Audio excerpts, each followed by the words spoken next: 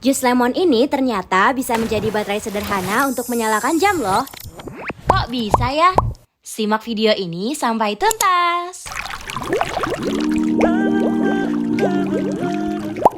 Selamat datang di video pembelajaran sel volta bersama saya, Salma Khairunnisa di sini. Baterai jus lemon ini kita buat dengan cara logam magnesium dan logam tembaga ditempatkan pada jus jeruk. Keduanya dijepit untuk dihubungkan ke jam dengan kabel. Logam magnesium dihubungkan ke kutub negatif dan logam tembaga dihubungkan ke kutub positif pada slot baterai. Jika sudah terhubung, jarum jam berhasil berdetak. Artinya, baterai jus jeruk ini dapat menghasilkan listrik. Kita dapat buktikan dengan mengukur voltase yang dihasilkan baterai jus jeruk ini dengan multimeter. Berapa ya voltase yang terukur? Ya, sekitar 2,4 volt. Nah, baterai ini merupakan salah satu contoh sel volta. Coba amati saat logam magnesium dicelupkan ke dalam jus lemon. Gelembung bermunculan di sekitar kedua logam. Reaksi apa yang terjadi ya? Sekarang, amati juga massa magnesium sebelum dan setelah reaksi. Bagaimana perubahan massa magnesium? Ya, berkurang. Lalu, bagaimana perubahan massa tembaga? Massa tembaga tidak berubah. Kita dapat melihat logam magnesium menjadi berkurang setelah beberapa menit dioperasikan dalam sel volta ini. Mengapa ya? Jawabannya karena atom-atom penyusun logam magnesium diubah menjadi ion-ion magnesium dan larut dalam jus lemon. Reaksinya adalah seperti ini. Saat logam magnesium dicelupkan ke dalam larutan asam, terjadi reaksi atom Mg menjadi Mg2+ dan elektron dilepaskan. Elektron yang dilepaskan pada logam magnesium kemudian ditransfer ke tembaga melalui kabel.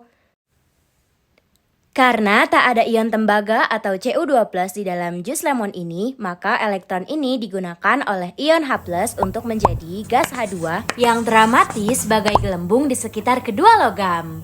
Nah, kita dapat melihat dari kedua reaksi ini. Kira-kira kalian bisa tebak ini reaksi apa? Ya, reaksi reduksi dan oksidasi atau reaksi redoks. Masih ingat reaksi redoks yang kalian pelajari sebelumnya? Reaksi reduksi merupakan reaksi yang menerima elektron dan reaksi oksidasi merupakan reaksi yang melepas elektron. Reaksi total dari kedua reaksi redoks ini adalah magnesium ditambah ion H+ menjadi ion Mg2+ dan gas H2. Nah, reaksi ini terjadi secara spontan sehingga listrik dapat dihasilkan. Nah, jadi mengapa massa logam magnesium berkurang ya? Ya, karena logam magnesium berfungsi sebagai tempat terjadinya reaksi oksidasi atau magnesium menjadi ion magnesium. Tapi, mengapa logam tembaga tidak berubah massanya? Nah, kalian ingat lagi ya, karena tak ada ion tembaga di dalam larutan.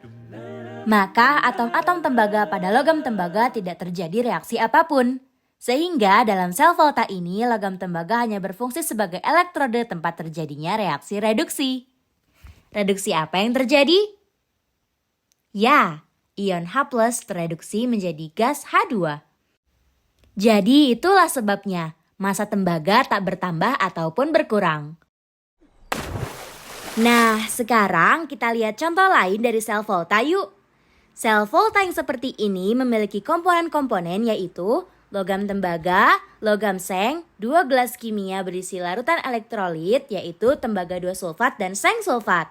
Lalu ada kabel yang menjepit logam serta tabung U yang disebut jembatan garam. Saat rangkaian sel volta tembaga seng ini kita hubungkan dengan multimeter, ternyata dihasilkan voltase sekitar 1,1 volt. Artinya, sel volta ini menghasilkan listrik. Setelah logam seng dan tembaga ditimbang, ternyata massa kedua logam sebelum direaksikan dan setelah direaksikan berubah. Bagaimana massa logam seng? Ternyata berkurang. Sekarang bagaimana massa logam tembaga? Ya, logam tembaga justru bertambah massanya. Nah, sekarang coba kita analisis. Proses apa yang terjadi sehingga massa kedua logam berubah ya? Coba kita amati ilustrasi berikut. Atom seng teroksidasi di logam seng, maka dua elektron dilepaskan sehingga menjadi ion Zn2+, lalu larut di dalam larutan. Dua elektron tersebut ditransfer dari logam seng ke tembaga melalui kabel, kemudian ditangkap oleh ion Cu2+ sehingga berubah menjadi atom tembaga dan menempel ke permukaan logam tembaga. Proses ini terjadi berulang-ulang pada atom seng lainnya. Nah, komponen apa yang berperan sebagai tempat terjadinya redoks? Ya, logam tembaga dan seng yang tercelup dalam larutan elektrolit. Di setiap sel volta, tempat terjadinya redoks inilah yang kita sebut elektrode. Kabel berperan menghubungkan kedua elektrode sehingga elektron dapat ditransfer. Karena elektron dihasilkan di elektrode seng ini, maka disebut anode. Bagaimana dengan tembaga? Karena aliran elektron menuju elektrode tembaga, maka tembaga disebut katode. Nah, jadi mengapa massa logam seng berkurang? Ya, karena pada elektrode seng terjadi oksidasi Zn menjadi ion Zn2+. Lalu, mengapa logam tembaga bertambah massanya ya? Betul sekali, karena terjadi reaksi reduksi ion Cu2+ menjadi logam Cu. Reaksi keseluruhannya adalah seperti berikut. Nah, total dari reaksi redoks inilah yang merupakan reaksi spontan, sehingga dapat menghasilkan listrik. Karena kedua logam ini terpisah wadah atau kompartemen, maka kita sebut kompartemen seng sulfat dengan setengah sel oksidasi dan kompartemen tembaga sulfat sebagai setengah sel reduksi. Transfer elektron dari anode ke katode inilah yang menyebabkan adanya arus listrik pada sel volta. Nah, jadi apa yang terjadi pada anode? Reaksi oksidasi. Apa yang terjadi pada katode? Reaksi reduksi.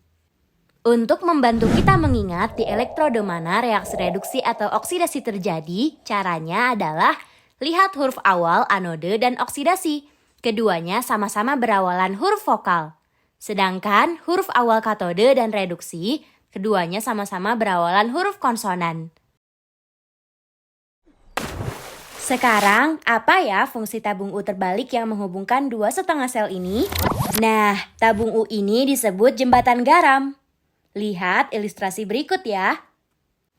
Setengah sel oksidasi terdiri atas larutan netral dari ion seng dan ion sulfat. Tetapi saat sel beroperasi, ion Zn2+ akan masuk ke larutan sehingga akan mengalami kelebihan muatan positif. Demikian pula pada setengah sel reduksi yang terdiri atas larutan netral dari ion tembaga dan ion sulfat.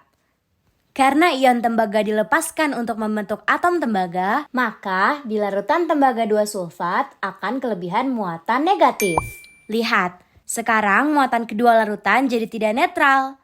Hal ini akan menghentikan sel beroperasi sehingga tidak ada voltase yang terukur. Untuk mempertahankan kenetralan muatan kedua setengah sel, dua ion klorida dari jembatan garam bermigrasi ke larutan anoda untuk menetralkan setiap ion seng yang terbentuk. Sementara, dua ion kalium atau K+ bermigrasi ke dalam larutan katode untuk menetralkan setiap ion tembaga yang tereduksi. Baik ion klorida maupun kalium tidak teroksidasi atau tereduksi dibandingkan logam seng atau ion tembaga sehingga tidak mengganggu proses yang terjadi di dalam sel volta. Jadi, setelah melihat contoh dari sel voltages lemon dan sel volta tembaga seng, kita dapat melihat bahwa sel voltages lemon adalah contoh sel volta yang tersusun atas satu kompartemen, sedangkan sel volta tembaga seng adalah contoh dari sel volta dengan dua kompartemen. Untuk sel volta dengan dua kompartemen, berarti anode dan katode berpisah sel. Maka perlu jembatan garam untuk menghubungkan kedua setengah sel dan menetralkan muatan kedua larutan elektrolit. Kita dapat menuliskan notasi sel atau diagram sel untuk menunjukkan komponen sel elektrokimia dengan cara simbolis. Untuk sel volta tembaga seng, diagram sel biasanya ditulis sebagai berikut. Anode yang merupakan tempat reaksi oksidasi ditulis di sebelah kiri sisi diagram sel. Katode, tempat reduksi terjadi, ditulis di sisi kanan diagram. Batas antara fase yang berbeda, misalnya elektroda dan larutan, diwakili oleh satu garis vertikal. Batas antara kompartemen setengah sel, biasanya jembatan garam, diwakili oleh garis vertikal ganda. Nah, jadi kalian bisa menyimpulkan apa itu sel volta? Sel volta adalah sel elektrokimia yang menghasilkan listrik sebagai hasil dari reaksi redoks spontan di dalamnya. Penasaran mengapa voltase sel yang dihasilkan sel volta dengan elektroda seng dan tembaga adalah 1,1 volt? Bagaimana jika logamnya kita ganti, misalnya dengan besi atau elektroda lainnya? Jawabannya akan ada di video selanjutnya, yaitu tentang potensial sel dalam sel volta. Terima kasih dan sampai jumpa.